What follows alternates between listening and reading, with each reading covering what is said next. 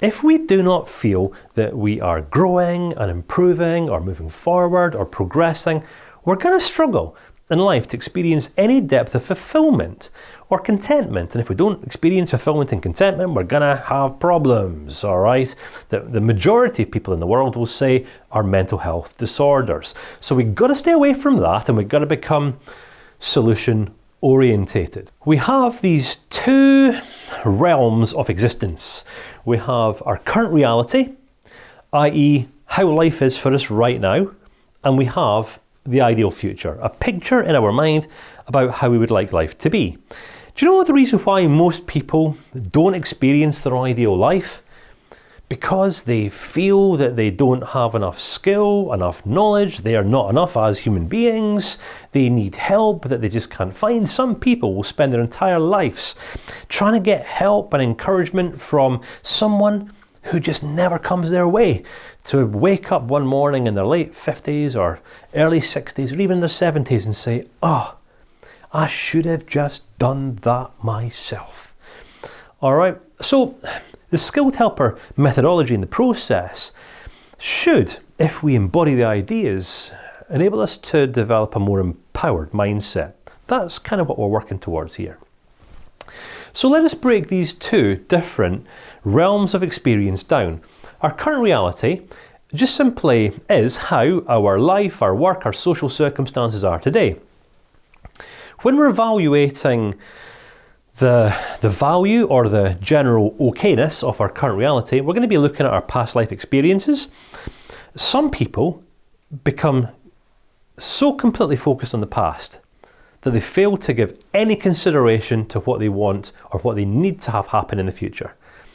All right, think about this. Think about someone that you know in your life where every time you speak with them or every time you meet with them, at the end of the conversation you feel drained.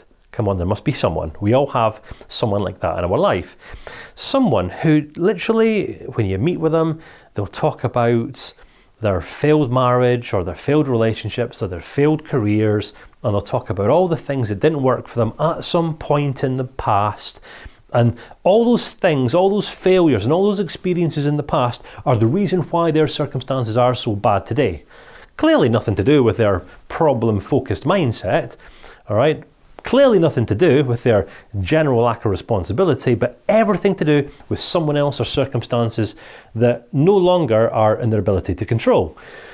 All right, so people focus on what they have or what they don't have. Sometimes people have things that they don't want or don't have things that they do want. And this impacts how it is they feel about their life in general today. Makes life good or bad, happy or sad. They look at their intimate social relationships. There's this old idea that the quality of our relationships impacts the general quality of our life. If we have deep and meaningful relationships with a whole lot of people, we're going to feel pretty secure within ourselves and pretty confident to tackle life's challenges. Why? Because we know we have a support network.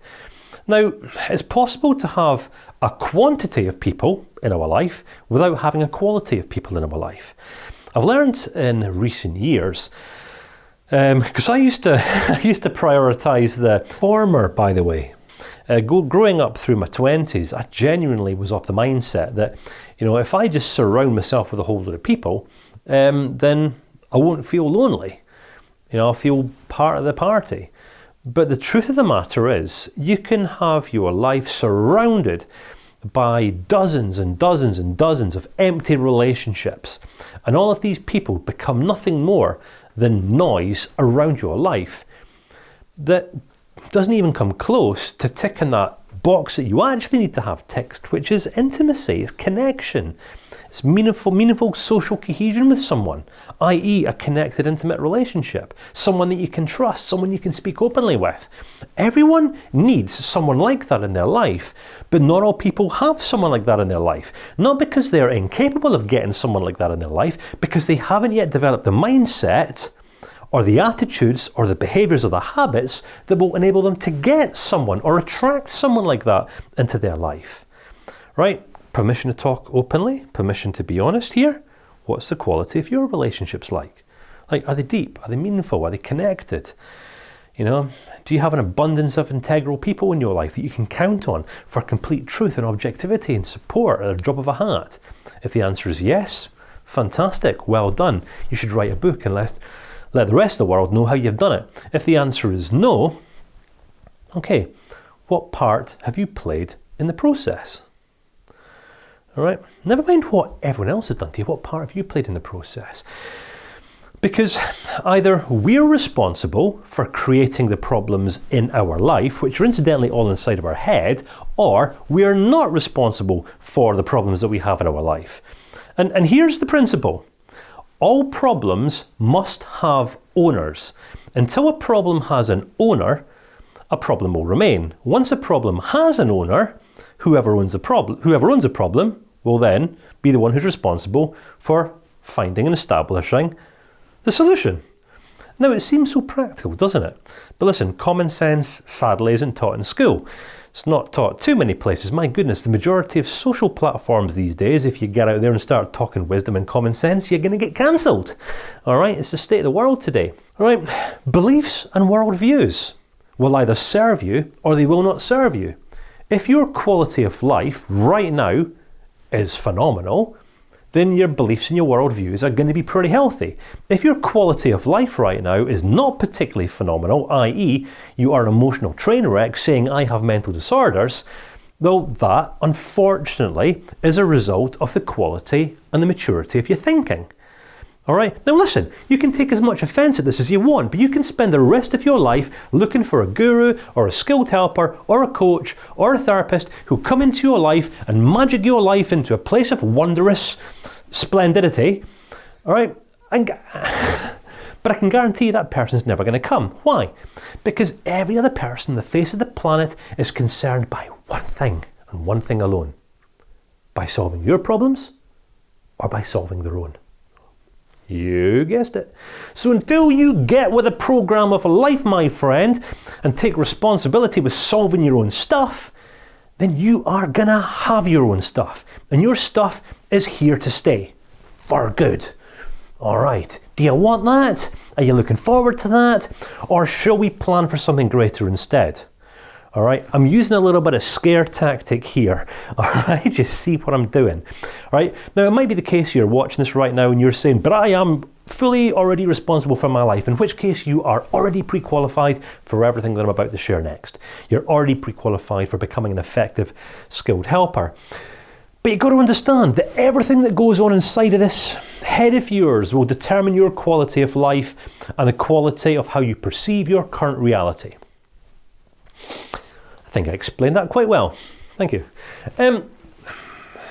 Life improves the second we cast our focus on to the future ideal, which is what we want, and then we ask ourselves a little question. Now, what have I got to do to make that happen? Who have I got to become? What habits am I going to have to cut out of my life? Right? See, throughout the COVID-19 lockdowns, I live just around the corner from one of Scotland's award-winning bakeries. Now, guess what I love? Cream cakes. I love cream cakes.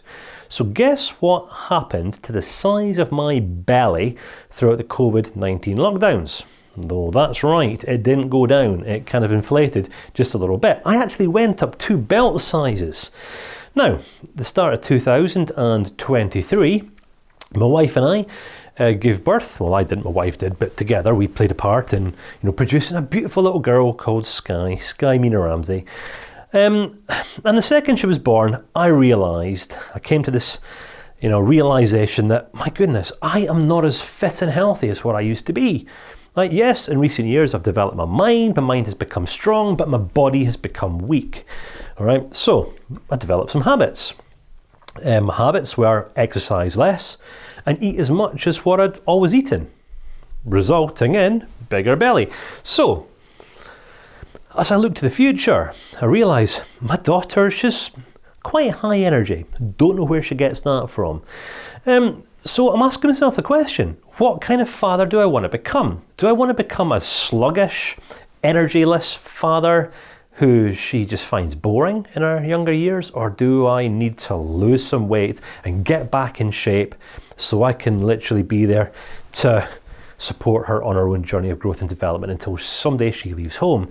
And the answer is yes, yes, yes. I've got to become that, I've got to do that. So I'd self-disclose here, all right, to show you and hopefully demonstrate that this skilled helper model is relevant in every single aspect of life. You can't get away from this. All right, the second you identify a problem, your responsibility is to start establishing what the solution needs to be. And the solution will simply look like what it is that you want to see happen. Now, you can have lots of great goals in life. You can have this ideal future where you're saying, yeah, I want to be married, I want to have 2.4 children, I want to live in a beautiful farmhouse with a moat in the back garden, and I want to drive a Tesla car and have nice holidays, and I want to have a big successful business, and all these things are great. But if those goals don't get backed up by an action plan and some hard work on your part, then those goals and this ideal future is just nothing more than a nice idea. All right, and we don't need any more nice ideas in life. What we need are goals and plans, because a goal backed up with a plan has a significantly higher chance of becoming a tangible outcome. All right, so did I mention that this training was just going to be very, very practical, very commonsensical? I'm hoping that you're still following on. So the future ideal just simply is what our ideal future results will be. We need this vision first and foremost. So in the context of a skilled helping relationship, if I'm having a conversation with someone and someone says, I have a problem, you will now understand why right away, rather than me saying, and how do you feel about your problem? Instead, I say, and what is it that you want instead? Because the second we do this, we're directing someone's focus away from the current reality and towards a more prominent and inspiring future. Did you see that? Do you see what we've just done? Very simple, very practical. But you've got to go there first. You've got to become the structured and disciplined in your own mind, or you are not going to be able to influence other people in this way. You with me? Are you catching what I'm cooking? So, all we need to do as skilled helpers at the start of a conversation, and you can apply this right away, go and speak to one of your parents who's forever complaining about their verrucas or their bad back or something like that. All right? So what do you want instead? I want to be strong, I want to be healthy. Cool, so what steps could you take right now that might enable this? But I can't. But if you had to do something, what could you do? Right, we're developing this prevention mentality.